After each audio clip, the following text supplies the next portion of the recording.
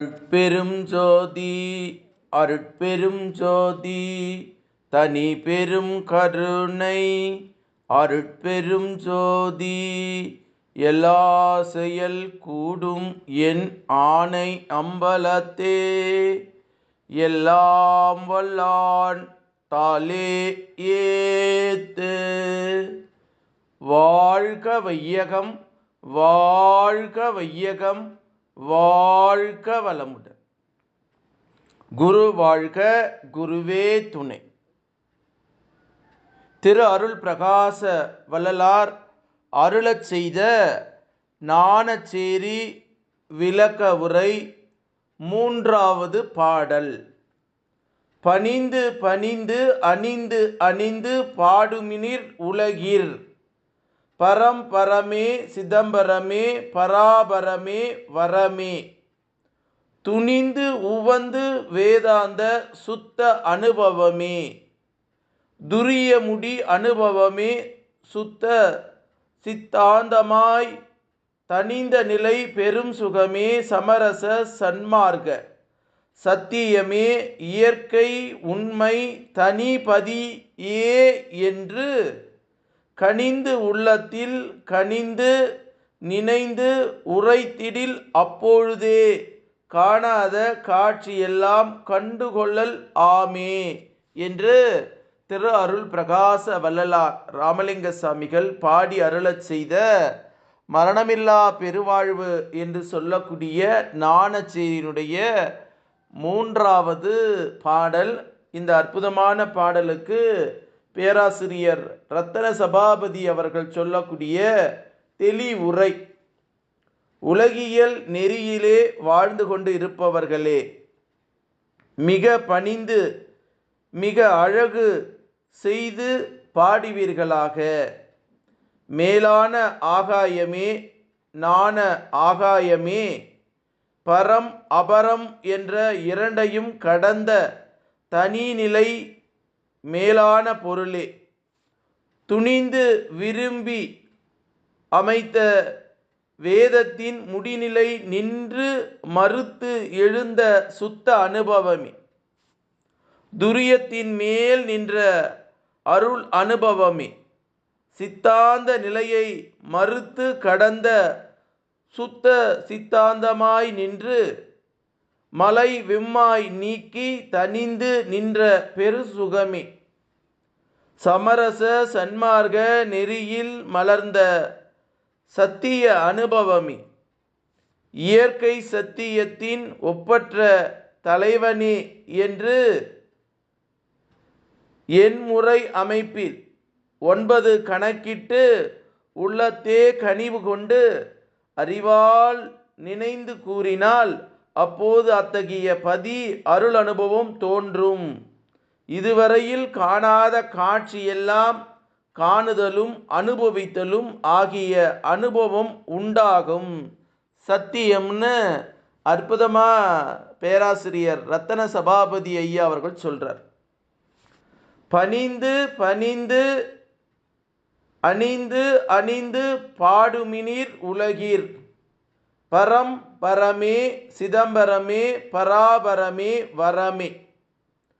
துணிந்து உவந்த வேதாந்த சுத்த அனுபவமே துரியமுடி அனுபவமே சுத்த சித்தாந்தமாய் தனிந்த நிலை பெரும் சுகமே சமரச சன்மார்க்க சத்தியமே இயற்கை உண்மை தனிபதியே என்று கனிந்து உள்ளத்தில் கனிந்து நினைந்து உரைத்திடல் அப்போது காணாத காட்சியெல்லாம் கண்டுகொள்ளலாமே என்று இந்த அற்புதமான அகவல் வரிக்கு சாமி சரவணானந்தா அவர்கள் தரக்கூடிய ஒரு அற்புதமான மெய்ஞான விளக்கம். இதில் துதிக்க வேண்டிய முறையை பலவாக விரைத்திருக்கிறார் நம்மளுடைய வள்ளல் பெருமான். அத்துதிக்கப்பட்ட பொருளாகிய கடவுள் ஒளியை காணும்போது இதுவரை காணாத காட்சி எல்லாம் கண்டுகொள்ளலாமே என சுய அனுபவம் கூறுகிறார் நம் வள்ளல் பெருமான். அதற்கு அவ்வனுபவம் பெறுவதற்கு பணிந்து பணிந்து அணிந்து அணிந்து பாடுதல் வேண்டும். அகம் நோக்கிய பணிவு லாலிட பீடத்தில் இருந்து சத் விசாரத்தால் ஏற்பட வேண்டும். மனம் அதிகம் உலக விஷயங்களிலே ஓடிக்கொண்டிருக்கும் இயல்புடையதாய் இருத்தலின் முதலில் அவ்விடத்தை ஒருமை உற்று இருப்பது கடினமாகும். தயவோடு கூடிய நிராசை உண்டாக்கி இருந்தால் மனம் எளிதில் ஒருமை உறும். அப்படி ஒருமை உறவே மேலும் மேலும் பணிதல் செய்ய வேண்டி உள்ளதா. தெய்வ திருவடியில் ஆரங்கம் நிலம் தேய பணிவதால் தேக பற்றும் தற்பேதமும் அழிகின்றது. அப்போதுதான் மாசற்ற மனதின் கண் ஈசன் ஒளி வீசும். ஆதலின் அங்கனம் தொழுது தொழுது நின்று அவ்வாசனது அருட்பெருமையை உண்ணி உண்ணி அணிவுற பாடி பாடி கொண்டிருத்தல் முறையாகும்.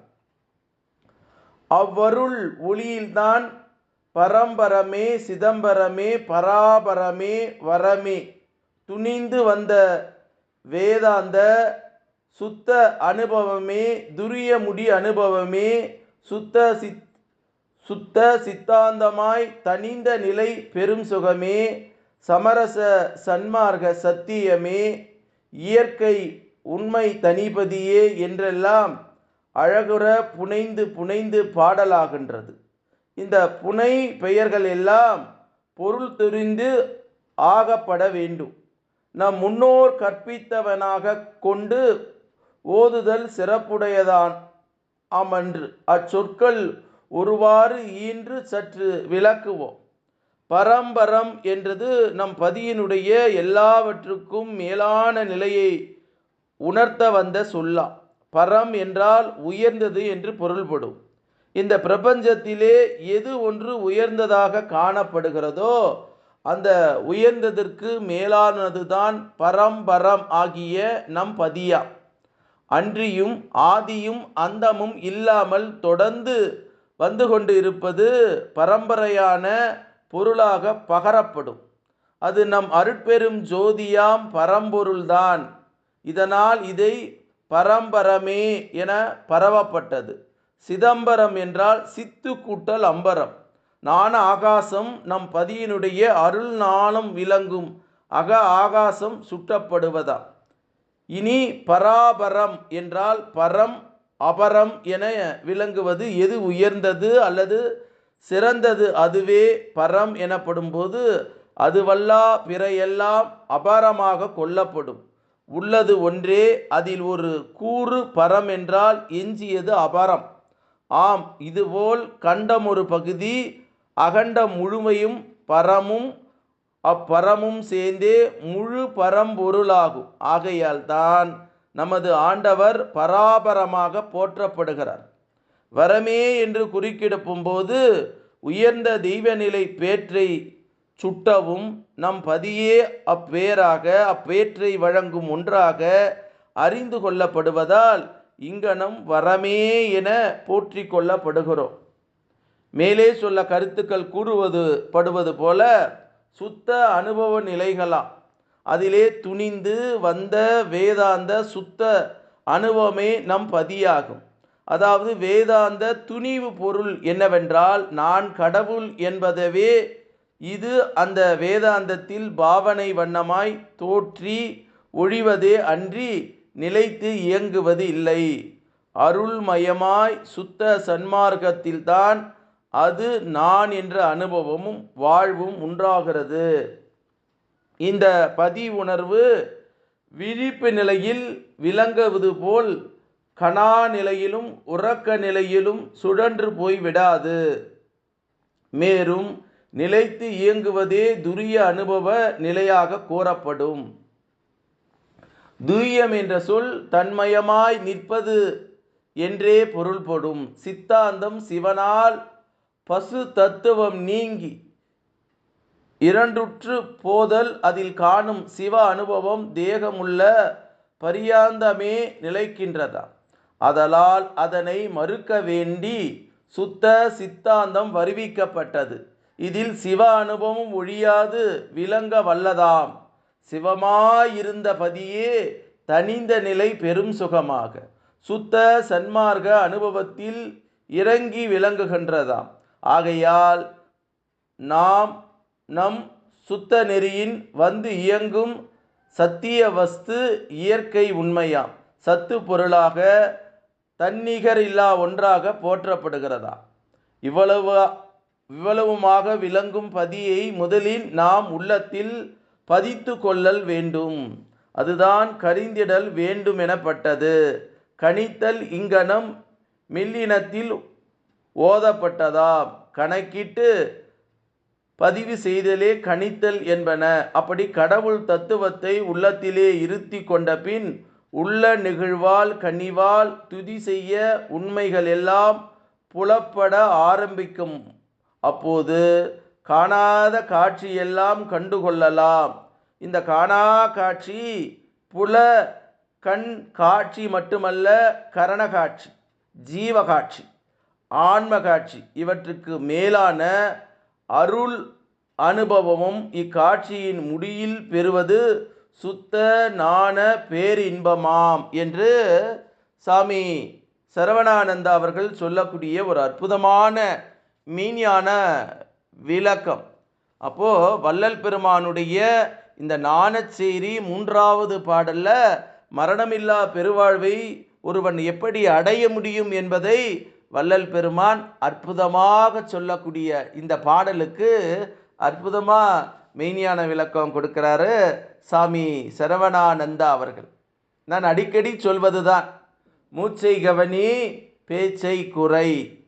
இந்த ஜீவனாகப்பட்டது உள்மூச்சு வாங்கணும், வெளிமூச்சு விட்டுக்கிட்டு நம்ம வாழக்கூடாது. வெளிமூச்சு விட்டுக்கிட்டே இருந்தோமா சீக்கிரம் செத்து போயிடுவோம். அப்போ மரணமில்லா பெருவாழ்வை வாழ வேண்டும் என்றால் என்ன செய்யணும்? உள்மூச்சு வாங்கணும். தன்னைத்தானே தனக்குள்ளா ஓடிக்கூட இந்த ஜீவனை உணரணும். அப்படி உணர்ந்தால் ஆக்கினை துரியம் என்று சொல்லக்கூடிய நிலையை கடந்து, துவாதசாங்கம் என்ற நிலையை கடந்து, சந்திரன் சூரியன் சக்திகளமாய் விரிந்து சிவகலமாக மாற முடியும் என்கிற வேதாத்திரி மகரிஷி அவர்கள் சொல்லுகிற கருத்துக்கு ஒப்பாக நம்ம சாமி இந்த பாடலில் பாடுறாருன்னு பார்த்தீங்கன்னா, அதுதான் உணர்ந்த மெய்ஞானத்தை உணர்ந்த ஒரு அற்புதமான மகா நம்மளுடைய திரு அருள் பிரகாச வள்ளலார் ராமலிங்க சாமிகள் என்கிற செய்தியை இந்த ஞானச்சேரி 3வது பாடல் நமக்கு சொல்லுகிறது. இந்த பாடலை யார் படிக்கிறார்களோ, யார் கேட்கிறார்களோ, இதை யார் இன்னொருத்தருக்கு ஃபார்வர்ட் பண்ணி இன்னொருத்தரும் இந்த கேட்கணுன்ற சிந்தனை இருந்த, இது நான் சொல்லவில்லை, எனக்கு இட்ட கட்டளையை இறைவனும் குருமார்களும் ஞானிகளும் நான் இந்த பணியை நான் செய்யக்கூடிய முயற்சியில் இறங்கியிருக்கிறேன். இதோ எனக்கு நான் பேசுறதுனால எனக்கு புகழ் இன்பம் வரப்போகுது, பொருள் இன்பம் வரப்போகுது, நான் மிகப்பெரிய ஆங்கிலத்தில் சொல்வார்களே செலிபிரிட்டியாக திகழப்போவதில்லை. திகழப்போவது யார்? திரு அருள் பிரகாச வள்ளலாருடைய கருத்துக்கள், ஞான கருத்துக்கள். அது ஒவ்வொருவருடைய கருமையத்திலே பதிய வேண்டும். அப்போ அந்த எண்ணத்தோடு வான்காந்தத்தில் கலக்க விட்டு இந்த பாடலை ஒவ்வொரு நாளும் நான் பதிவு செய்கிறேன் என்று சொல்லி வள்ளல் பெருமான் சொல்லக்கூடிய அந்த பரசிவ வணக்கமத்தில் வரக்கூடிய அந்த பாடலை சொல்லி உங்களிடமிருந்து விடைபெறுகிறேன். அன்பெனும் பிடியில் அகப்படும் மலையே, அன்பெனும் குடில் புகும் அரசே, அன்பெனும் வலைக்குள் படும் பரம்பொருளே, அன்பெனும் கரத்தமர் அமுதே, அன்பெனும் கடத்துள் அடங்கிடும் கடலே, அன்பெனும் உயிர் ஒளிர் அறிவே, அன்பெனும் அணுவில் அமர்ந்த பேரொளியே, அன்புருவாம் பரசிவமே என்று வள்ளல் பெருமான் திருவடியை தொட்டு வணங்கி இறைநிலையோடு என் எண்ணத்தை கலக்கவிட்டு உங்கள் அனைவரையும் மகிழ்ச்சியாகவும் ஆனந்தமாகவும் சந்தோஷமாக வாழ வேண்டும் என்று எல்லாம் அல்ல இறைவனை நினைத்து அருட்பெரும் ஜோதி அருட்பெரும் ஜோதி தனி பெரும் கருணை அருட்பெரும் ஜோதி எல்லாம் செயல் கூடும் என் ஆணை அம்பலத்தே எல்லாம் வல்லான் தாளே ஏத்து இன்று வருமோ நாளைக்கு வருமோ அல்லது மற்ற என்று வருமோ அறியேன் எம் கோவே துன்று மலை வெம்மாயற்று வெளிக்குள் வெளி கடந்து சும்மா இருக்கும் சுகம் என்று பாடி அருளச் செய்த திரு அருள் பிரகாச வள்ளலார் ராமலிங்க சாமிகளின் திருவடியை தொட்டு வணங்கி எல்லா உயிர்களும் இன்புற்று வாழ்க, வள்ளல் மலரடி வாழ்க வாழ்க, கொல்லா நெறி குவலயமெல்லாம் ஓங்குக என்று பாடி அருளச் செய்த திரு அருள் பிரகாச வள்ளலார் ராமலிங்க சாமிகளின் திருவடியை தொட்டு வணங்கி இந்த பூமியிலே வாழக்கூடிய சித்தர்கள், ஞானிகள், மகான்கள், யோகிகளுடைய திருவடியை தொட்டு வணங்கி இறைநிலையோடு என் எண்ணத்தை கலக்கவிட்டு உங்கள் அனைவரையும் மனதார நெஞ்சார வாழ்க வளமுடன், வாழ்க வளமுடன், வாழ்க வளமுடன் என்று வாழ்த்துகிறேன். அருட்பெரும் ஜோதி, அருட்பெரும் ஜோதி, தனி பெரும் கருணை, அருட்பெரும் ஜோதி என்று மகாமந்திர வாழ்த்தலையை வான்காந்தத்திலே பறக்கவிட்டு விடைபெறுகிறேன். நன்றி, வணக்கம், வாழ்க வளமுடன்.